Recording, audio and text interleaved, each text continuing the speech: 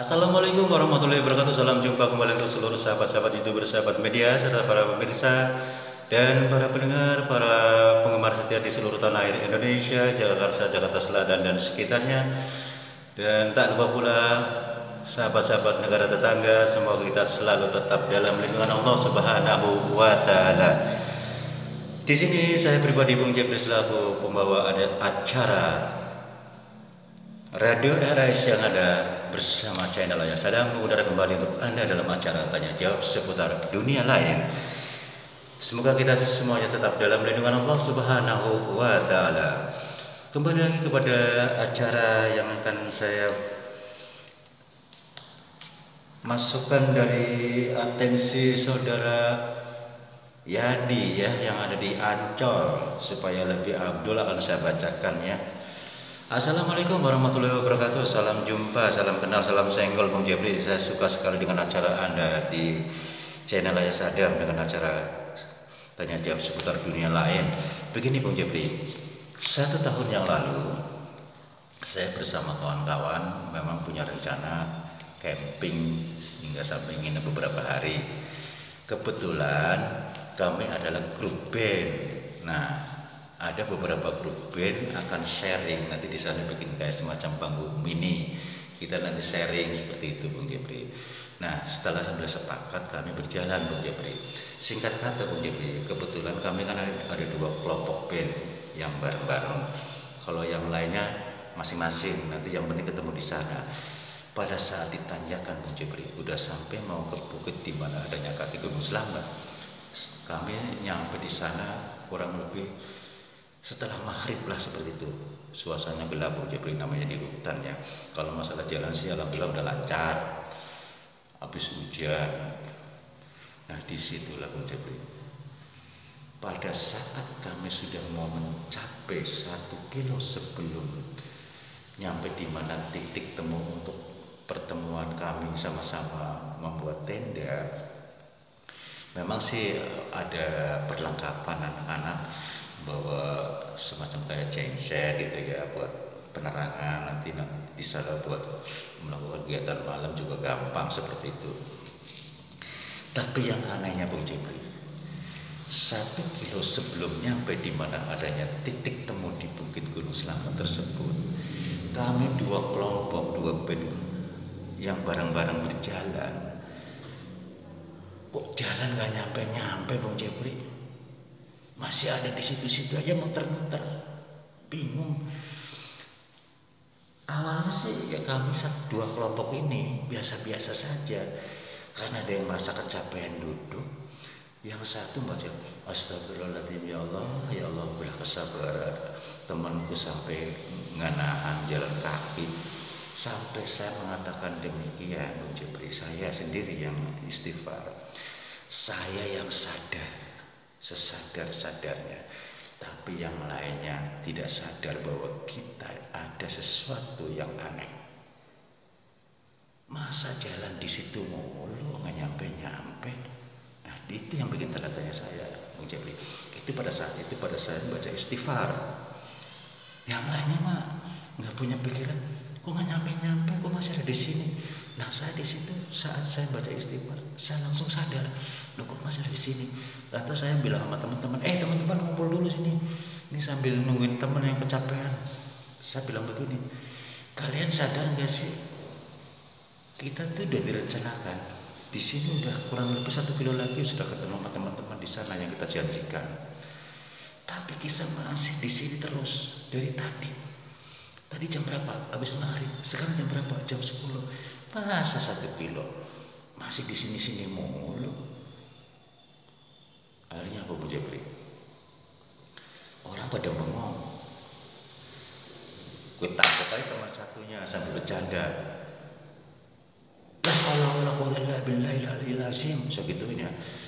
Teman saya sadar Bung Jepri. Betul ya. Tadi jam berapa? Kok masih ada di sini? Sekarang udah jam berapa? Jam 10. Waduh. Nah, teman saya sadar. Yang lainnya apa? Saya tabokin aja semuanya. Punggungnya semuanya sadar. Saya cuma baca la haula wala quwwata illa billahil aliyil azim, itu aja Bung Jepri. Akhirnya mereka sadar semua, betul juga ya. Sampai-sampai teman saya yang satu ini udah nggak mampu jalan, akhirnya mereka satu sama lain berbicara. Ada yang bicara miring, ada yang bicara ketakutan lah. Bisa jadi nih gue dikerjain nih sama dedemit sini, bilang gitu. Hanya Pak, sekarang begini aja, saya katakan dengan Mujabri. Kita sambil baca-baca sebisanya, yuk kita lanjutkan pelan-pelan. Ini udah jam berapa nih, udah lewat. Mestinya ini jam katakanlah 6:30 tadi ya, habis maghrib. Paling tidak 1 jam lebih udah nyampe. Nah sekarang udah jam 10, berapa jam tadi? Akhirnya kami sepakat sambil jalan pelan-pelan, sambil baca-baca sebisanya lah, salawatan apa gitu Bung Jepri. Pas nyampe di sana Bung Jepri, kenapa? Tidak ada teman. Tapi di satu sisi teman saya di grup lain ya, yang satu kelompok sama saya, dia mengatakan itu teman-teman banyak tuh udah bikin panggung. Terus saya bilang mana? Nah itu yang saya lihat, yang dia tunjukkan adalah bukanlah panggung Bu Jepri. Yang saya lihat bukan panggung, tapi rumah tua, rumah gubuk tua yang gelap gulita. Dibilangnya rumah panggung yang sudah punya lampu, ada penerangan, yang sudah siap pentas. Karena memang kami akan sharing, akan ngeband bersama gitu Bung Jepri. Akhirnya Bung Jepri, di satu grup percaya adanya, memang benar itu adanya, teman-teman sudah mempersiapkan diri, udah punya panggung, sudah dalam penerangan. Tapi di grup kami sadar bahwasanya mana-mana akhirnya kami terjadi perselisihan pendapat. Akhirnya saya memutuskan, sekarang begini aja, kalian satu grup mengatakan melihat adanya panggung sudah siap untuk pentas, tapi kami, kelompok kami mengatakan itulah adalah gubuk tua. Akhirnya pada saat itu saya bilang gini, sekarang begini aja, kalau kalian mau percaya atau tidak terserah, tapi saya akan bantu. Semuanya duduk, saya akan tapuk seperti tadi. Ingat gak? Waktu kita jalan gak nyampe-nyampe, itu sudah satu tanda. Saya cuma baca la haula wala quwwata illa billahil aliyil azim. Kalian sadar kan? Akhirnya mereka bengong dan mengatakan sambil ngangguk-ngangguk, nggak pakai berkata-kata. Di situ saya kasih doa Bung Jepri. Alhasil alhamdulillah mereka bisa melihat aslinya bahwa itu adalah gubuk tua.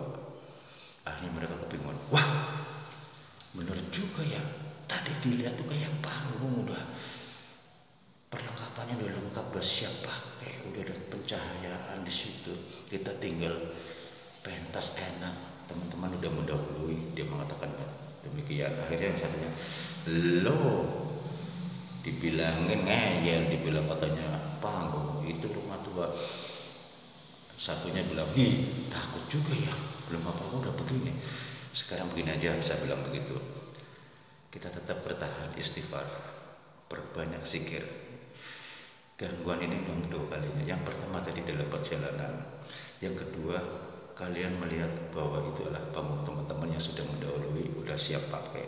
Ternyata apa yang dilihat kita kena tipu muslihat bahwa itu adalah sebuah gubuk reot, gubuk tua. Saya katakan demikian Bung Jepri. Disitulah Bung Jepri, kami tetap nyampe di tempat di mana kita melakukan perjanjian. Ternyata yang sudah sampai kami duluan, yang 2 kelompok itu, yang lainnya belum. Akhirnya kami saling menelpon, tapi memang di situ sempat ada kendala, sinyalnya tidak dapat. Pada akhirnya 1 jam kemudian dapat sinyal. Ternyata teman masih ada di bawah jauh, kurang lebih bangsa 2 kiloan. Sebelum pertemuan, waktu ada ujian-ujian yang pertama, yaitu bertemu berjalan nggak nyampe-nyampe itu Bung Jepri.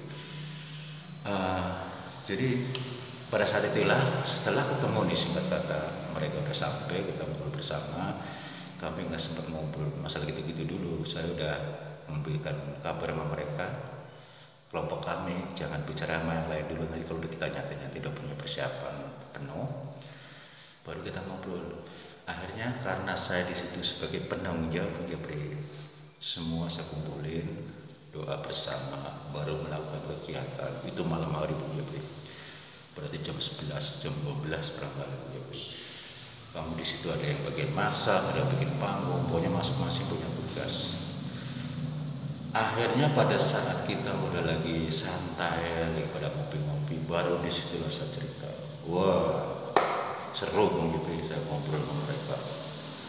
Disitulah yang saya pertanyakan gini Bung Jepri, kami kan anak kuliahan nih, ya terus terang aja awam tentang hal begitu. Baru kali ini Bung Jepri, saya juga cuma bisa astagfirullahaladzim, la haula wala quwwata illa billahil aliyyil azim.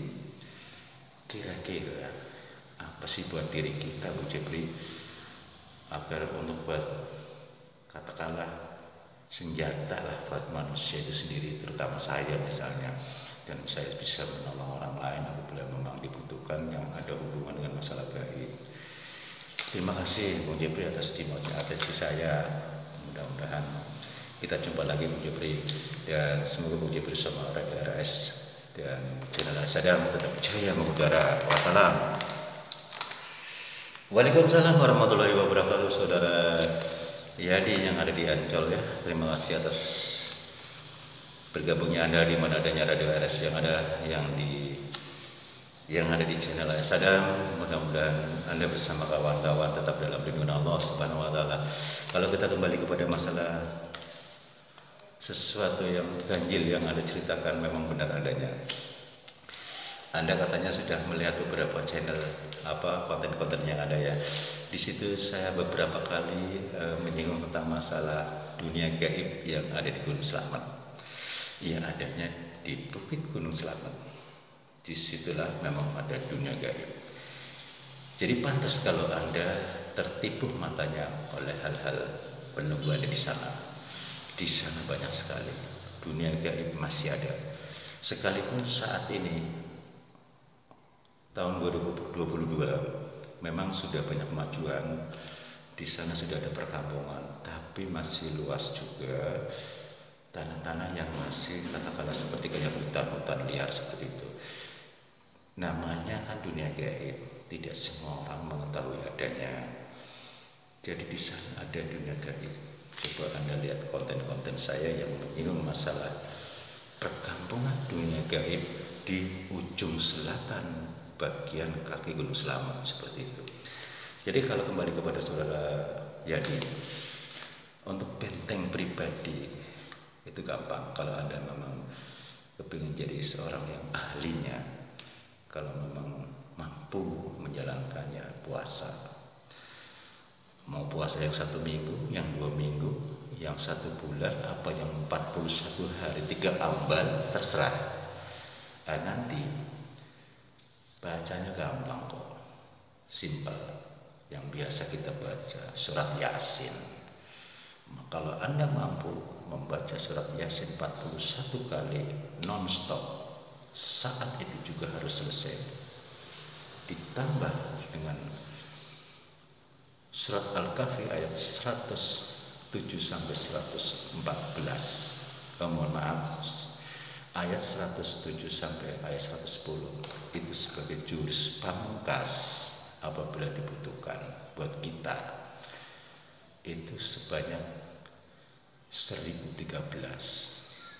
Coba bayangkan. Tapi kalau orang yang biasa ngaji gak ada beban. Nanti suratul Fatihah kalau memang diawali dengan Yasin 41 kali, cukup suratul Fatihah hanya 9 kali, ayat kursi 9 kali ya. Niat karena Allah, dan di depannya kasih minyak saparon lebih bagus ya. Minyak saparon sama air putih itu sebagai media saja. Kalau minyak saparon kan bisa dibawa kemana-mana.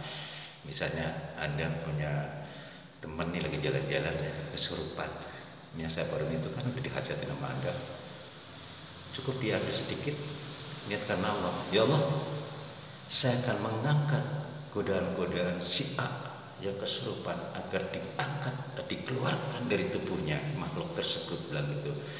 Lantas sambil menyolak di jidat dia dengan kalimat la haula wala quwwata illa billahil aliyyil azim, insyaallah dia akan terbangun dan sadar. Demikianlah saudara Yadi yang ada di Ancol, mudah-mudahan Anda puas atas solusi dan pencerahan dari saya. Semoga Anda bersama kawan-kawan tetap dalam lindungan Allah Subhanahu wa taala. Demikianlah saudara pendengar yang berbahagia di seluruh tanah Indonesia maupun di Jawa Barat, Jakarta Selatan dan sekitarnya, dan negara tetangga kita. Karena waktu juga kami harus turun dari udara. Insya Allah kita jumpa lagi besok di waktu yang sama dengan Tanah Jawa seputar dunia lain. Apabila ada salah-salah kata dalam membuat acara, saya pribadi mohon maaf. Wassalamualaikum warahmatullahi wabarakatuh.